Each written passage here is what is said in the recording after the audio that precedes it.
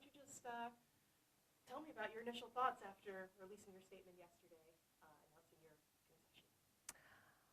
Well, the work is not over. We have work to do through the end of the year. We are prioritizing the transition that will take place and making that as smooth as possible for Lisa and certainly for our employees here. And that's why I thought it was important to offer space in City Hall so that her transition team can work through the next month and a half and make staff available to her too for information gathering or whatever she may need for that transition. It was something that I was given when I won and much appreciated. That's great. And since you just kind of already spoke to what the next couple months are going to look like while you're still in office, do you have any plans for those next few months up until January? Transition is number one, and really I think making sure that some of the work that we've done and spent a lot of time on will continue moving forward, specifically the Regional Homeless Authority. We've worked on that for over a year, engaged many people in the community, stakeholders. There's a lot of support throughout the region, our other cities within the county, and certainly those who do the work.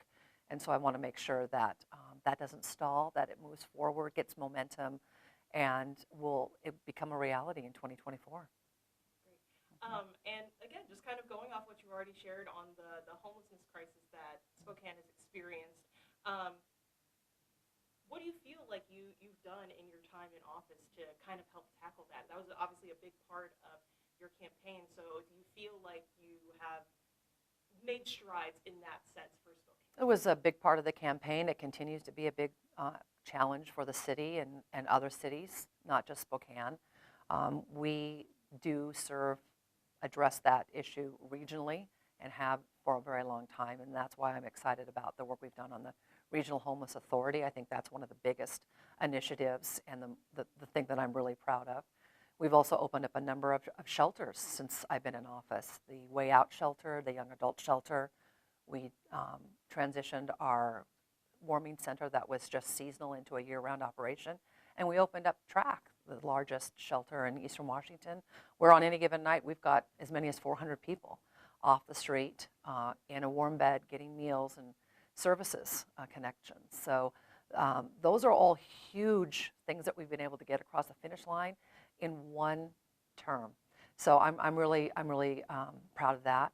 I think the next step is to work on the housing part of it because we do need more affordable housing.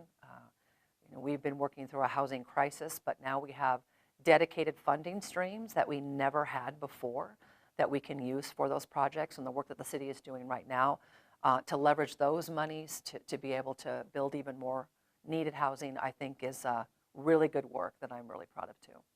And taking a larger focus on your time in office, what would you just say overall are your biggest achievements? Of course, you just shared the achievements that you had in tackling the homelessness issue, but just overall, what have you enjoyed or been really proud of in your time as mayor? Well, this has been an incredible first term for any mayor. When you think of the challenges that we've led and helped navigate the city through, the global health pandemic, a summer of protests, our first riot, a housing crisis, unprecedented workforce shortages, inflation, and Camp Hope. I'm proud of the work that my team and I were able to do to lead the city through all of those. I mean, just one of those challenges would be a big load for a new mayor to address, but the fact that we've been able to do the totality of all of those, I'm really proud of the work. And we've created opportunities where there were challenges. And just knowing that in this job that I represent everybody, I represent the entire city, people who voted for me, who didn't vote for me. I always look through that lens of that I meet with people who disagree with me, that I listen to different perspectives and other voices so that I, as the ultimate decision maker of this city and the organization, can make the best decisions that I can. And you mentioned all the things that you were able to work through in your time as mayor. Fingers crossed, there are maybe a little less challenges for when Lisa comes into office. But on that note, have you given her any advice just as she looks to step into this new role? I've given her the opportunity to make that transition smooth. I think that's what she needs to focus on, and I think that's what I need to focus on in these last few weeks. So, I represent this organization along with the city, in the communities, in the neighborhoods, and I want to make sure that happens in a way that's successful for everybody. Do you think that there was anything that contributed to the results? Anything specific of note throughout the election cycle that you feel like this might have played a part? No. No, we knew this was going to be a tight race, a very, very tight race, just with the makeup of the city. And I'm proud of every single vote that I got and the support that I have received and will continue to receive in whatever my next chapter is. So that's what I'm focused on. I'm focused on looking forward. And this job has prepared me for something big and impactful and meaningful. I don't know what that is yet, but I'm excited to see what that is. And do you have anything that you can tease us for? What are the mayor's next steps after office? Taking some time off. Good for you. For myself, for my family, reconnecting with friends that I haven't seen in a long time, because this job is all-consuming. It really is. It's a huge privilege and an honor for me to have served the city that I love in a way that, my goodness, years ago I never would have anticipated being in this place. But very, very happy.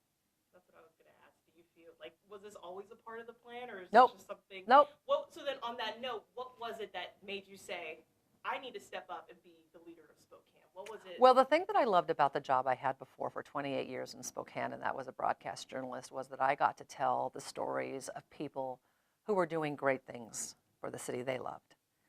And I wanted to be one of those people. So when I left that industry, I thought, how could I impact the city that I love most? And I thought, well, I'll run for office. Which office? Might as well go to the top, run for mayor. And I'm proud of what we've been able to accomplish. I am now part of Spokane's history, and excited to see what happens next. I think that's an appropriate note to end on, but I do want to also give you the opportunity, if there's anything that I didn't get a chance to ask that you would like to share. I think for right now, that's good. Yeah, I'll have time to process things and reflect and offer different observations later, but for now, I think that's good. Great, thank you. Okay.